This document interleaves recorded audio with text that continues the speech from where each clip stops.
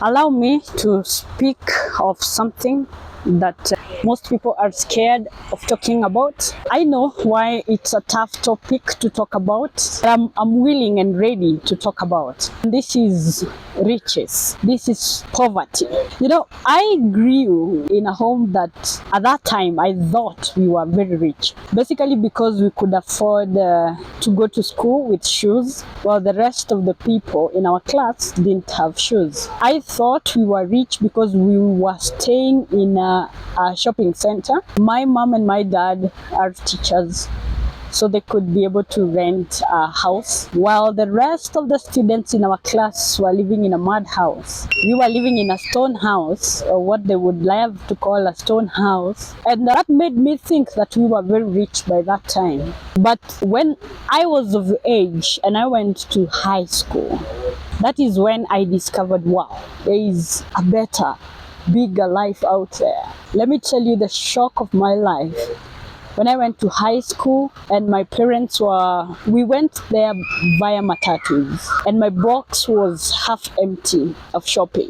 I didn't have new shoes. All I had was these second-hand shoes, which were not color black originally, but they were a different color. And then my dad was pro at making white shoes black. He used to use the dye and then put on polish. But you people know the danger with that, because the moment you go and you start wiping off that shoe, it changes and turns that color from black to now its original color. Okay, so when I was actually looking at that, and everybody in the school, the form 1 students in the school had taffy shoes. That was my first encounter of someone wearing new taffy shoes. Really, leave alone that. The playground was packed. It was full of cars. Everyone had a car, G-Touring. If it was not G-Touring, it was Prados, Benz. I remember one particular car whose door were flying open. I was so shocked and amazed that I was going to school to sit in the same class with students who were living in such kind of riches. But in fact, instead of feeling envy and jealous, that thing inspired me. I remember it put in me something so, that kind of desire in my heart, that one day I also would not want to have to bring my children or to take my children to school while walking. Or kumbe, it is people like us who drove cars. Let me take you back to the village. It's only one person who had a car, and it wasn't a car, it was actually a pickup. And that was the village vehicle where everyone, if you wanted to go to the hospital, if you wanted to go anywhere, name it, that's what you used. So I thought that people are not actually supposed to have cars. Cars were supposed maybe to be for business people, or someone who wants to use it for a particular thing. So that's really what I thought. But now here I'm being exposed to a life where normal people. I remember one kind lady, a parent of a girl at that time, spoke to me, and it wasn't anything really in particular, but I remember she talked to me, and I followed her, and I saw her get inside a car and drive. So I thought, so you mean it's actually normal people who drive cars? Maybe some of you may not relate with this story, probably because it came from the kind of families I'm talking about. But there are those I know that can relate with that story. And God bless that lady. I can't remember her. I cannot even trace. I cannot even see the picture of her picture in my mind. But whatever she put in my heart is that actually normal people can drive cars. And I asked God honestly that one day I would want to own a car. So on the other hand, I am a Christian and I love God so very much. I really do. And anything that makes me separate with God, I would run away from. So being a Christian, there was this narrative that used to go around the church, the poor person of God. Now that's a direct translation. Coming from church, there was this notion and belief of the poor person of God. Yeah. So from where I've come from, poverty was related to piety. Like the poorer you are, the holier you are. I don't want you to know where I've come from, but I know most churches were the same. And until now, that people are continuing to grow in their minds, to improve, and to know actually being rich or having material possession doesn't mean that you're not in God's particular will, perfect will. For those who think that there is actually a perfect will, perfect God's will. For me, I know there is only one will, one God's will. He doesn't have three or multiple, it's just one will. I've digressed. That's a story for another day. But I'm telling you, from where I came from, poverty was related to being holy. So the poorer you are, or if you are not looking like you want to go and look for material possession, or you want to go and find things, then you seemed holier. So there was that conflict in my heart. I kept wondering, really, is this, I want to live a life of comfort, because I didn't see any glory in me sleeping in the kitchen. Yeah, my room was actually the kitchen. I didn't see any glory in me waking up at night to light up a paraffin lamp. I didn't see any glory in that. I didn't see any glory in some of the people, my friends, who would sleep hungry. I didn't see any glory in that.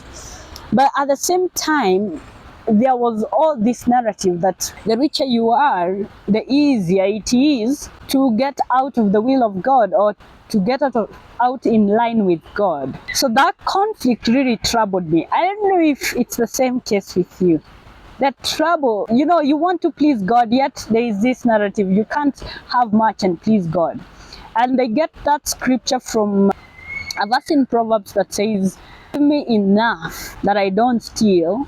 Is it? Yeah, something like that. Give me enough that I don't steal, and do not give me too much so that I don't walk away from your will. There is that verse in Proverbs. But I would want you to think about that scripture and know who was talking about those and why. And then the question is, how much is enough? So when you're praying such a prayer, you're not like Paul, who said, what can separate me from the love of God? So Paul knew definitely there was nothing that could separate him from the love of God. Not money, not material possession, nothing. He understood his relationship with God, and he knew that there is nothing that could separate him from the will of God. But if you pray that God gives you little or less, so that you're not separated from the will of God by that money, then deep within your heart that actually there is something that can separate you from the love of God. So now, to get back to my story, is that at that point through campus, I really was so much devoted to the work of God, and I did not want anything to separate me from the will of God. And therefore, any narrative that, looking for all these material possessions and all that is something that would separate me from the love of God, at some point I dropped my desire to ever own anything, or to even have something of use. So I remember actually when I was dating my husband, we started dating in campus. When I was dating my husband at that time, the way you discuss, what are your desires, what would you want? I remember once I told him that I would want to own an old pickup truck, so that I don't look like I'm so wealthy, so that I struggle like the rest of the people. The other limiting belief for me was that how are people comfortably so rich and wealthy while there are people who are struggling? That I wouldn't understand until I knew the truth. So I had two choices to make. Either I would choose to be poor and to struggle like the rest so that I can join them, or choose to do what God helps me to do in order to acquire wealth, and then teach people and show those that are struggling how they can escape the poverty trap. Yeah, I chose the latter because I thought if I choose to become poor like everybody else and to struggle like everybody else, so that we are all together, we are all struggling, we are all looking like we do not have anything. So at that point, then who is helping who? You see? So that was a very limiting belief in terms of wealth. And I have come very far to really break all those limiting beliefs and come out. There is another limiting belief that it was very difficult for me to ask for money to be paid.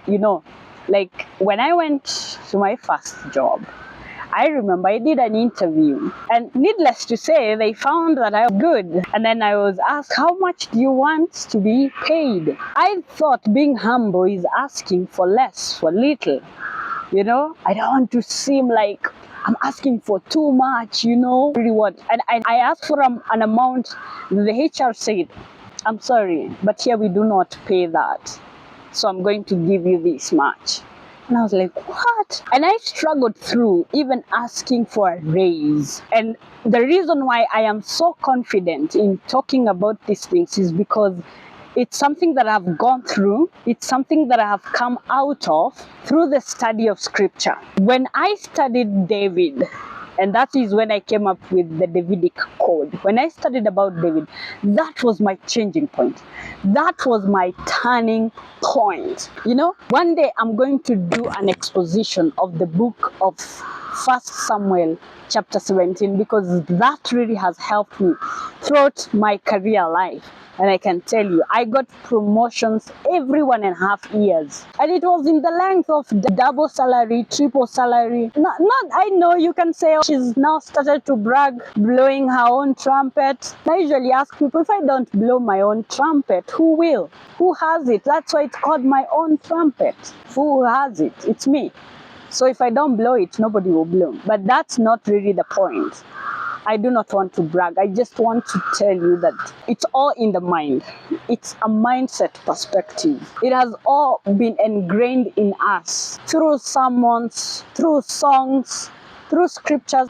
I pity those who come from the central Kenya, by the way. I come from that place. And there we sing songs that glorify poverty so much. And I don't blame anyone who has that kind of mindset, because being taught that way as you grew, and it has been mixed up with God, so that it becomes a misconception of who God is and what He wants for our lives. So I have dedicated myself, now that God has rescued and restored me and has helped me to have a positive mindset, to see myself as He sees me, having known who I am based on whose I am. I've dedicated myself that I will speak about this topic of money, breaking free from limiting beliefs, and living a life of abundance, a life that you deserve, not a life of struggle. There is no glory in poverty. I say again, there is no glory in poverty. If you're struggling, there must be something that you're doing wrong.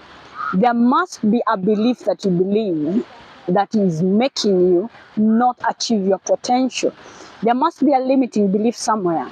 And I am here to help you break down all those limiting beliefs. And if this has been helpful as an introduction of 2025, I would want you to hit the subscribe button so that you may watch more of this. Hit the like button. And if you think of somebody who would find value in such content, be kind and share. I will see you in the next video.